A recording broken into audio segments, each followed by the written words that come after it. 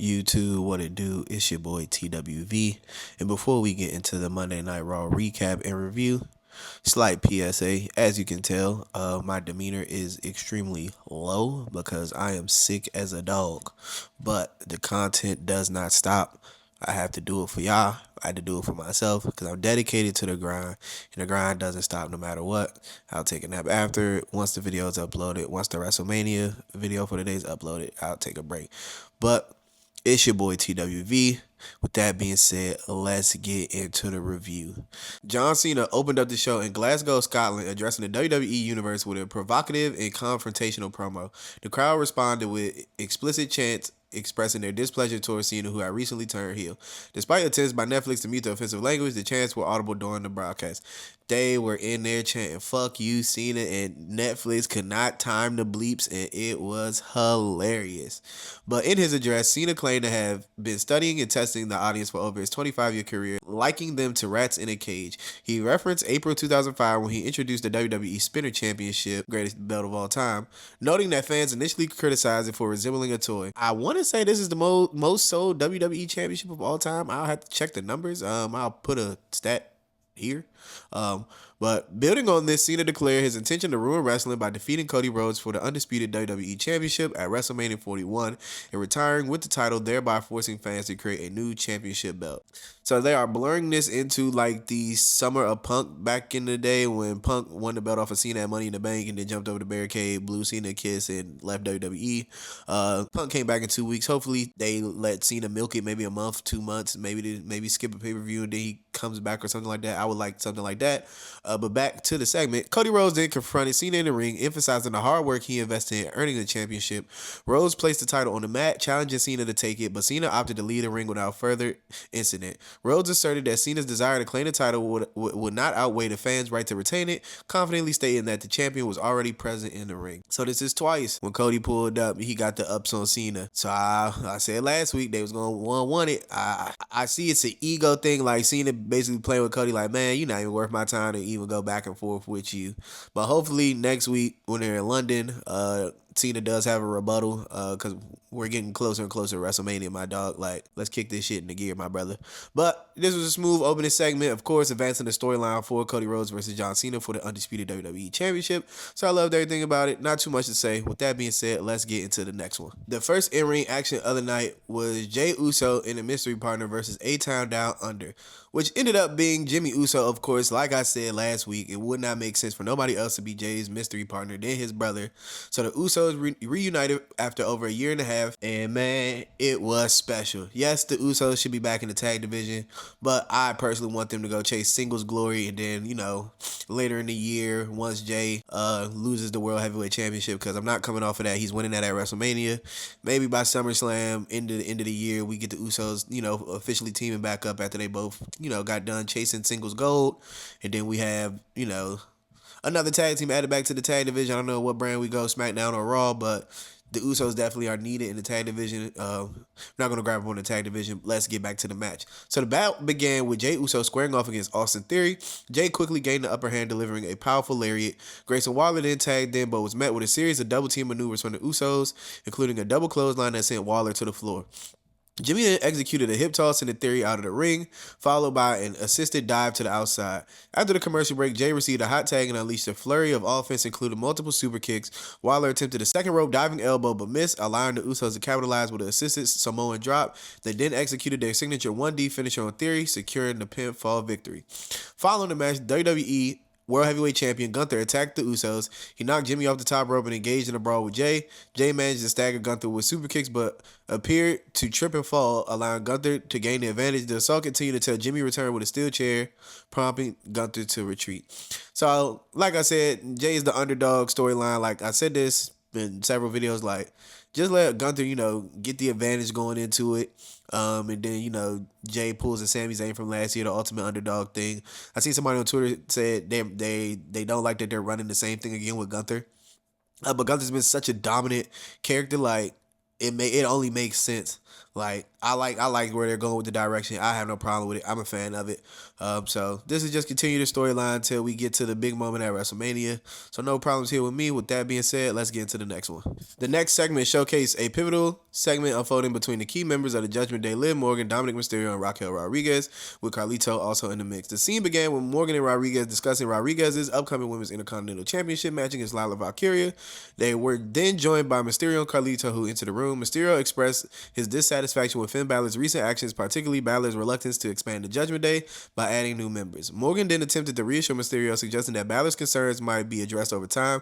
She emphasized the potential for the Judgment Day to achieve greater success, especially with Raquel Rodriguez's pursuit of dual championships. Carlito, however, remained skeptical, notably with withholding an apple, a signature gesture of his from Mysterio.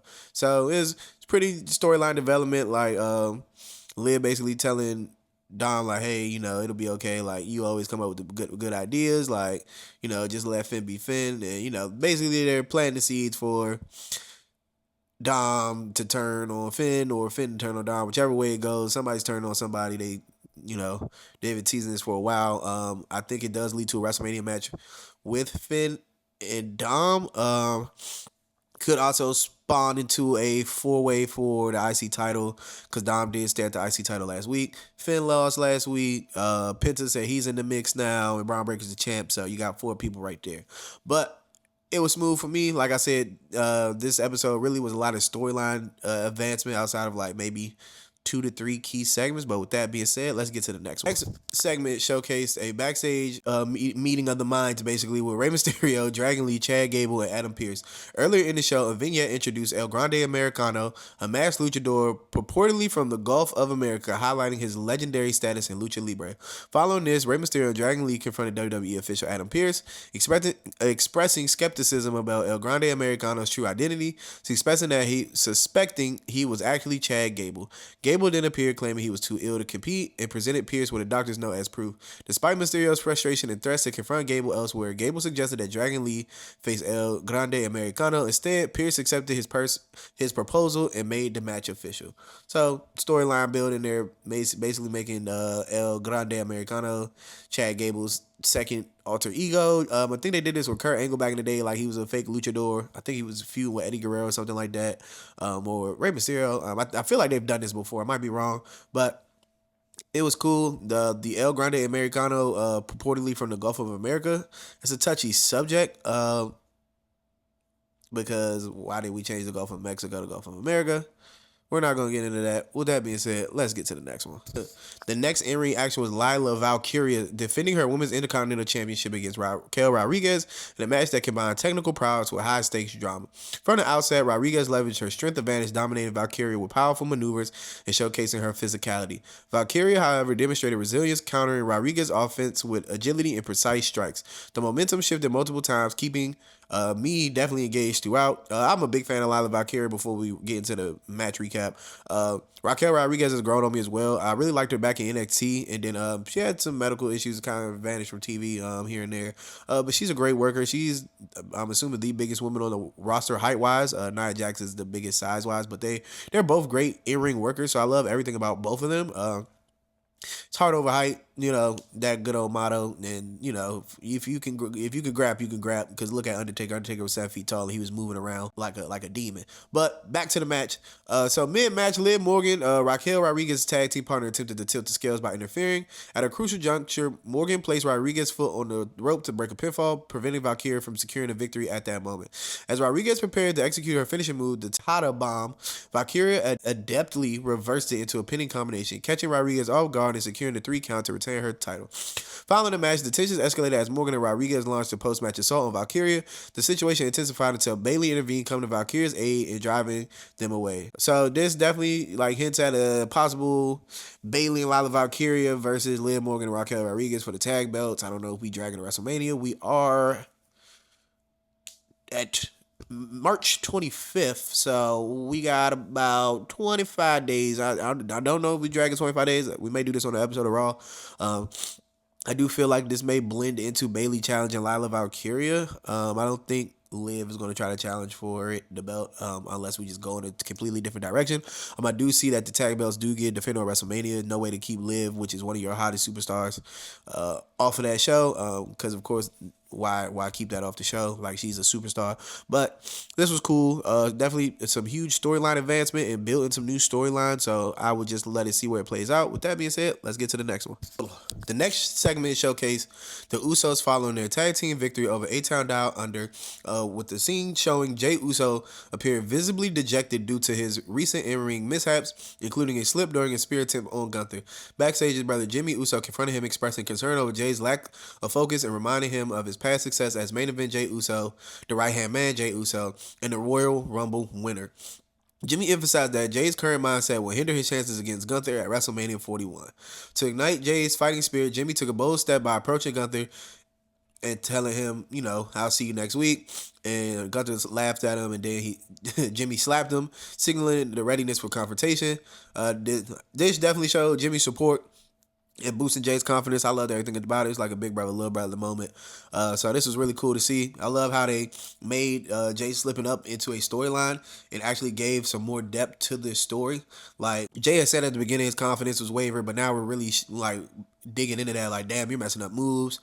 He messed up the dive last week and almost broke his neck, basically. So it's like, these are done on purpose, but in strategic ways where we could build this storyline further. So I loved everything about it. Just igniting that fire for when Jay has that big moment. Like, they were basically rallying the crowd behind Jay. Like, they want Jay to beat Gunther so bad. So I love everything about it. With that being said, let's get to the next one. The next in-ring segment showcased General Manager Adam Pearce addressing the ongoing controversy surrounding the Women's World Championship match at WrestleMania.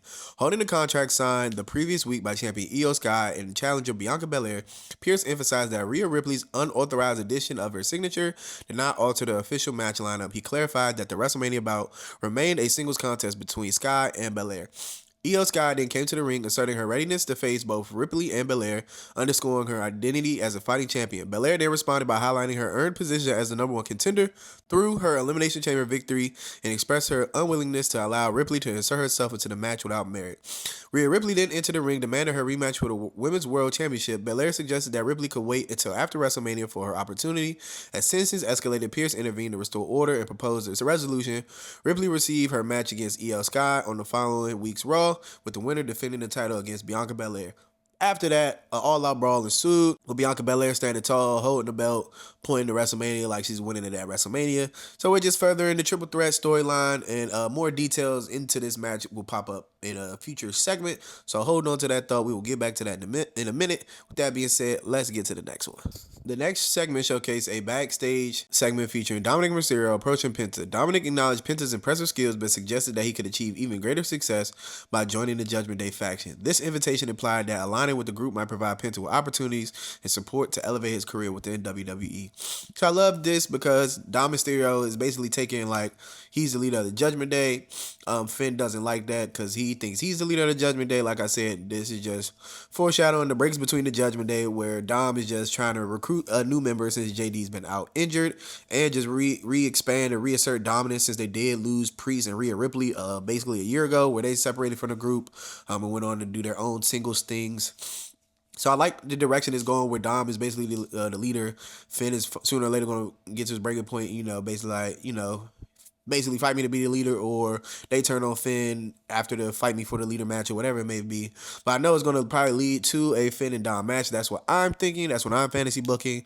I did also say it could lead to a four-way because all of these three superstars, including Braun Breaker, are all shooting for the Intercontinental Championship. So I want it to be like a six-way. Unfortunately, AJ Styles is probably not going to make this match. He's going to be feuding with Logan Paul, which sucks. And Big Sheamus has not made it back to the TV yet, so I think Sheamus might be out of the picture, unfortunately. Hope all is well with Big Sheamus. I love Big Sheamus. But with that being said, let's get to the next one. The next segment showcased General Manager Adam Pearce interacting with The New Day and Bianca Belair. Kofi Kingston and Xavier Woods of The New Day confronted Adam Pearce in his office, asserting that they deserved a shot at the World Tag Team Championships at WrestleMania. They demanded the opportunity, but Pearce dismissed their claim, stating they hadn't demonstrated that they were owed such a match. He suggested that they should participate in a match on Raw next week to earn their spot, and asked them to leave his office. As they departed, The New Day advised Pearce to take his blood pressure medication. So, hey man, the New Day heel turn has been buns post the big turn because they should have catapulted them straight to the championships. They had them feuding with LWO. Now LWO is feuding with American Made and I don't even remember the damn luchador's name. Like, come on, bro. Like, have them feud with each other like they basically doing on SmackDown, even though I kind of hate that as well. But it's like, you only got so many tag teams, so it's like, and it's WrestleMania season. Everybody should kind of be vying for the belts, not in these little dumb standalone feuds that aren't really progressing nowhere. Because this would be dumb to have multiple tag matches on WrestleMania. We could have did one big match and crown new champions. But to the next part of the segment, following the New Day's exit, Bianca Belair approached Pierce inquiring about her opponent at WrestleMania. Pierce informed her that she will find out next week as she will serve as a special guest referee for the Women's World Championship rematch between Io Sky and Rhea Ripley. Belair expressed her concern, noting she didn't know how to referee, to which Pierce responded that she had a week to learn. So, like I just said 2 segments ago, we were going to build to this segment. So, we're still going to get the triple threat. I think it ends in a double count out, a disqualification. Something happens.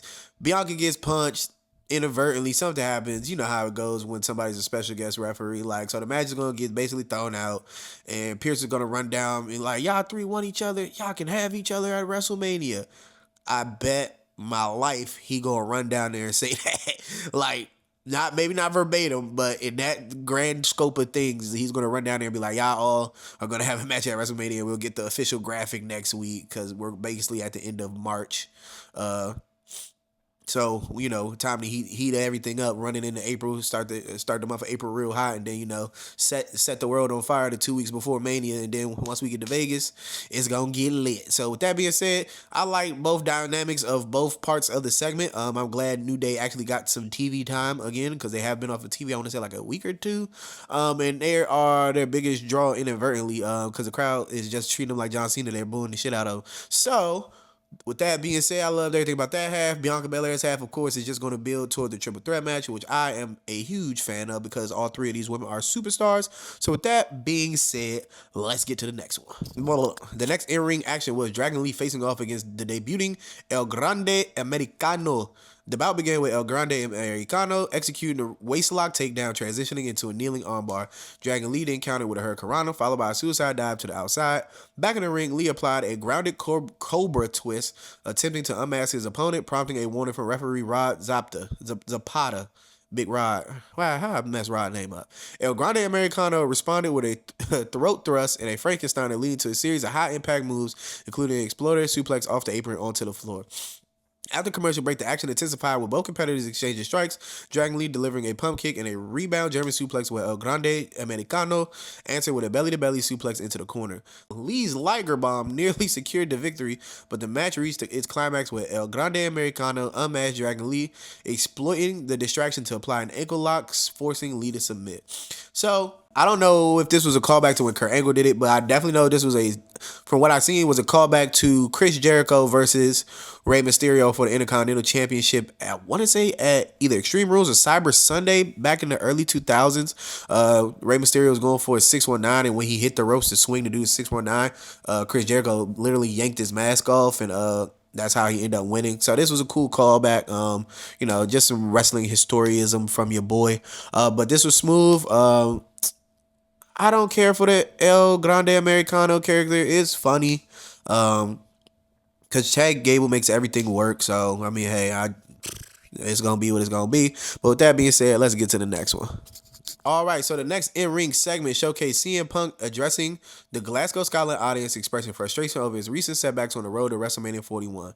He lamented his failures at the Royal Rumble and Elimination Chamber, attributing the latter to interference from Seth Rollins. Punk labeled Rollins as the black belt undisputed champion of being a diaper piss baby, emphasizing the personal animosity between them. Punk then shifted his focus to Roman Reigns, insinuating the tensions within the bloodline by suggesting that Reigns' wise man Paul Heyman may not be exclusively loyal to him. This remark hinted at a potential discord between Reigns and Heyman. Concluding his promo, Punk announced his intention to appear on SmackDown for the upcoming contract signing involving himself, Rollins, and Reigns, setting the stage for their WrestleMania 41 encounter. So, CM Punk is a master on the microphone. Like, him, Paul Heyman, and Seth Rollins have been doing this like the last 3 weeks. They'll go out there, cut a promo to get you interested for next week. Some old school WWE for you. And I loved everything about it. Punk was on the mic cooking as usual. Called Roman Reigns Big Chief. That's pretty funny. They should make that a t-shirt. Big Chief or whatever. Like, that would be cool. There's a free merch idea. But Yeah, man. Segment, color by numbers. It advances storyline in the next week. Not next week, Friday. So we're gonna have that big segment at the end of the show on Friday. Probably another all out brawl. And since we're getting closer to WrestleMania, Punk teased the favor last week. And Paul Heyman got nervous, like, now, not now. So I feel like it's some shenanigans going to happen either at this contract signing or leading into April, going into WrestleMania. The favor is like I keep saying, the favor keeps getting waved around week after week after week now. So now we're at the climax of basically figuring out what the favor is. Paul Heyman may be playing both sides because in real life, Paul Heyman and CM Punk are best friends. But of course, Roman Reigns and Paul Heyman are close as well. Like, that's the wise man. Like, without Paul Heyman, there is no tribal chief. There's no OTC. There's no basically 5-year title run. He doesn't have the greatest title run in WWE history. We do not. I'm 26. I don't know who Bruno Sammartino is. He's a legend, obviously, for that generation. And I despise Hulk Hogan, so he will never get the greatest title run of all time when I'm breathing and speaking into this microphone. So with that being said, let's get to the next one. The next segment showcased Kathy Kelly conducting a backstage interview with Intercontinental Champion Braun Breaker. In their exchange, Breaker addressed his looming challenge of defending his title against Penta, a possible newcomer of the Judgment Day faction. He expressed confidence in retaining his championship, stating, "I'm going to win tonight and retain my title for one reason: the dogs are barking tonight in Glasgow." So Braun Breaker's not a face. Braun Breaker's not a heel. He just goes out there and beats the brakes off of people. And I love everything about it. Like, he could come off as a bad guy in certain segments. He could come off as as a baby face, a good guy in certain segments. I just love Braun Breaker's character. I can't wait for him to get elevated into that main event scene. Throw him in that water with them sharks, and man, is he going to swim. Like, him and Punk, him and Cena this year, him and Roman this year, him and McIntyre this year, him and Priest this year, him and Solo, him and Jacob. Like, there's so many matches he can have. Like, even let's get crazy, man. Maybe jump back down and challenge Obafemi or something. Like, we can get crazy, but I loved everything about it. Of course, further the storyline, which will roll into the main event, which is next. So with that being said, let's get to the main event of the evening. So, the main event of the evening was Braun Breaker defending his Intercontinental Championship against Penta. This match began with both competitors showcasing their unique styles, Breaker's power and Penta's high-flying agility captivating the Glasgow audience. The bout was evenly contested with near falls that had the fans on the edge of their seats. However, the match took an unexpected turn when the Judgment Day Finn Balor, Dominic Mysterio, and Carlito interfered, attacking both Breaker and Penta, leading to a no-contest finish. Post-match, Finn Balor teased turning on Dominic Mysterio by acting like he's going to swing the chair at him, but ultimately handed it to him. Dominic then offered Penta spot in the Judgment Day, which Penta declined, with Penta throwing the chair back to Dominic, super kicking him into the chair. And then the segment concluded with the Judgment Day beating up both Breaker and Penta and standing tall over both competitors, basically hinting at future storylines. Like I said, this definitely is going to set the stage for probably a potential four-way intercontinental match between Breaker, Penta, Finn Balor, and Dominic Mysterio. And this definitely does add more layers to the ever-evolving Judgment Day breakup storyline, because it's two members of the Judgment Day in the match against each other. Somebody has to win. So if we go this route, this is where the implosion goes, and then we drag this past WrestleMania into another, maybe Money in the Bank, where the leader of the Judgment Day or whatever it may be. But this episode of Raw was pretty decent. Basically a lot of storyline advancement, nothing too spectacular. Just building up like potential of like the bigger feud, like the Roman Punk Rollins thing. Like, that's going between each brand every week so far. I really like that. So with that being said, it's your boy TWV checking in, checking out. Flu game, Jewel, and then this thing. I'm sick as a dog, making it happen. And I'll catch you tonight in the next one for WrestleMania 18. Peace.